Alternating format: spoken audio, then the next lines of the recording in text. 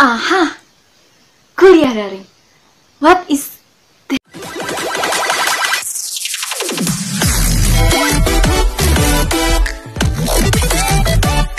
Assalamualaikum warahmatullahi wabarakatuh.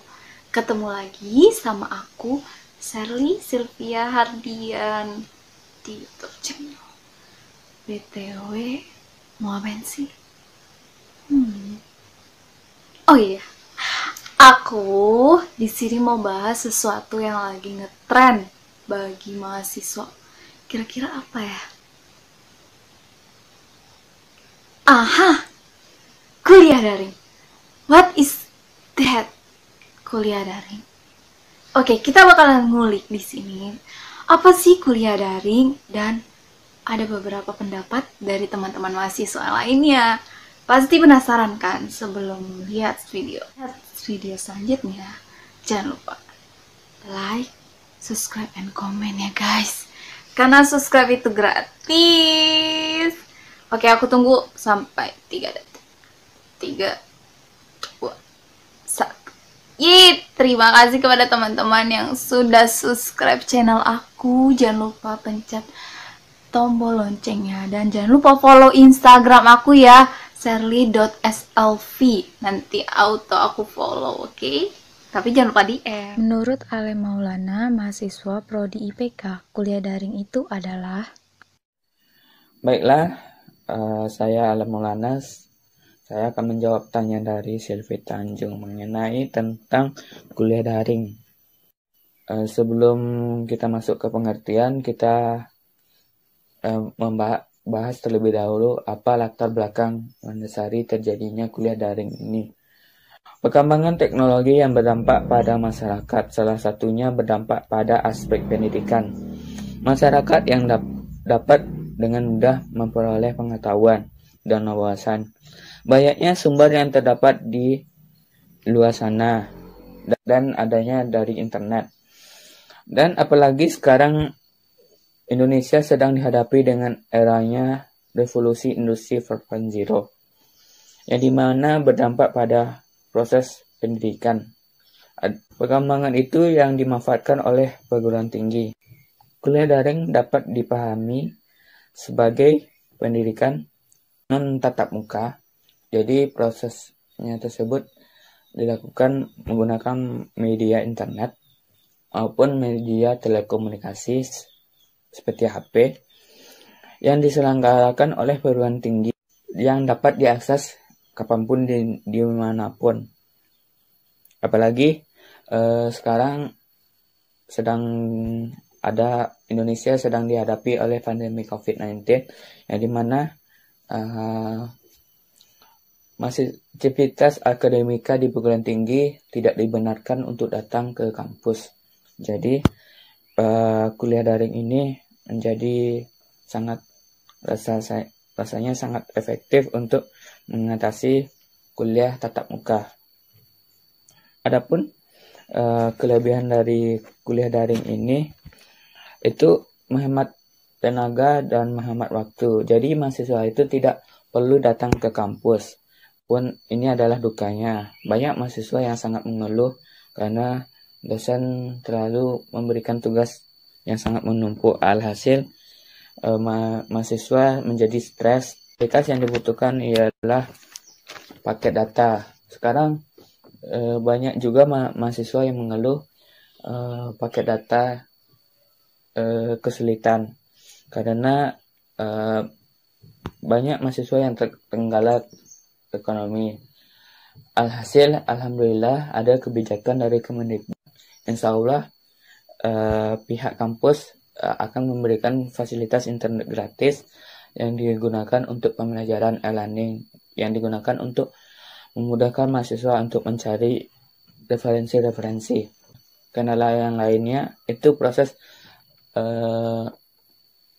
video yang memakan banyak kuota.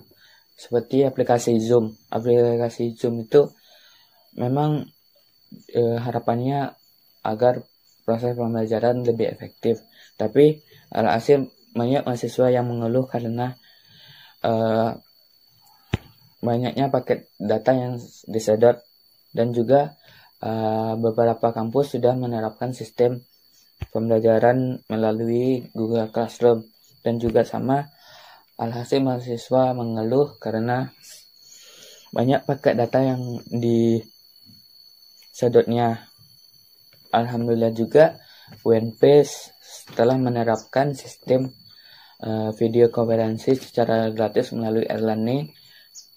Ini merupakan salah satu agar perkuliahan e-learning ini dilaksanakan secara efektif. Itu sekian dari saya mengenai tentang kuliah daring. Sekian, terima kasih. Berikut penjelasan dari Rizka Adila, mahasiswa Fakultas Ekonomi. Yuk kita simak. Bagi saya sendiri, kuliah daring itu merupakan kuliah dengan cara tidak tatap muka yang dilakukan oleh dosen dengan mahasiswa, di mana dosen memberikan tugas kepada mahasiswa lewat via e-learning ataupun grup WA-nya. Kemudian ada keuntungan dan juga ada kerugian dalam kuliah daring ini. Kalau keuntungannya bagi saya, kuliah daring ini misalkan dosen memberikan tugas, nah mahasiswa bisa mengerjakan secara rinci. Kenapa? Karena dalam kuliah daring pasti diberikan jangka waktu dalam mengerjakan tugas. Jadi mahasiswa bisa menjawab tugas tersebut secara rinci dan lebih bagus, sehingga dosen juga lebih mudah memahaminya. Kemudian kalau misalkan kuliah daring ini dilakukan dalam sesi presentasi, pasti banyak mahasiswa yang gak aktif di kelas akan menambahkan ataupun bertanya. Kenapa? Karena di kelas dengan kuliah daring itu sangat berbeda. Karena banyak mahasiswa mungkin dia takut untuk menyampaikan pendapatnya ataupun untuk bertanya kalau berada dalam kelas. Sedangkan kalau di kuliah daring ini dia akan bebas bertanya ataupun menyampaikan pendapatnya karena tidak ada karena dia tidak melihat temannya ataupun dosennya yang sedang berbicara, karena dia melewati via WA ataupun yang lainnya. Bagi saya itulah kalau keuntungannya. Kalau kerugiannya, mungkin kalau mahasiswa-mahasiswa yang tinggal di daerah perkampungan yang sulit jaringan akan kewalahan dalam beberapa aktivitas kuliah daring, seperti untuk mengirim tugas.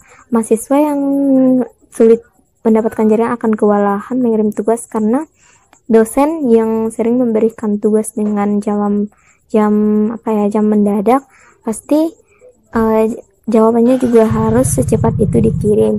Jadi kalau misalkan mahasiswa yang tidak punya jaringan di kampungnya, maka dia tidak akan bisa mengirim sehingga jangka waktunya sudah habis dan dapat dikatakan mahasiswa ini telat mengirim tugas ataupun tidak bisa lagi mengirim tugas. Kemudian kalau misalkan dosen memberikan tugas mendadak juga sangat berpengaruh kepada mahasiswa yang tinggal di perkampungan, karena jaringannya juga ada yang kadang mati, ada juga yang kadang hidup. Mungkin itu saja kekurangan kalau menurut saya. Halo. Oke. Tadi kan udah dijelasin nih apa itu tentang kuliah daring dari teman-teman. Jadi kesimpulannya apa sih? Kuliah daring itu adalah kuliah tidak tatap muka ya guys. Jadi kuliahnya itu dilakukan secara tidak tatap muka atau secara online. Daring itu sendiri singkatan dari dalam jaringan. Jadi kuliahnya itu ya di dalam jaringan, bisa melalui grup WhatsApp atau e-learning dan segala macamnya. Dari kuliah daring ini juga terdapat keuntungan dan kerugian ya guys. Keuntungannya itu ya tadi udah dijelasin kan, kalau keuntungannya itu bisa menghemat waktu dan tenaga, dan kerugiannya itu ya untuk teman-teman mahasiswa yang tinggal di perkampungan yang sulit jaringan.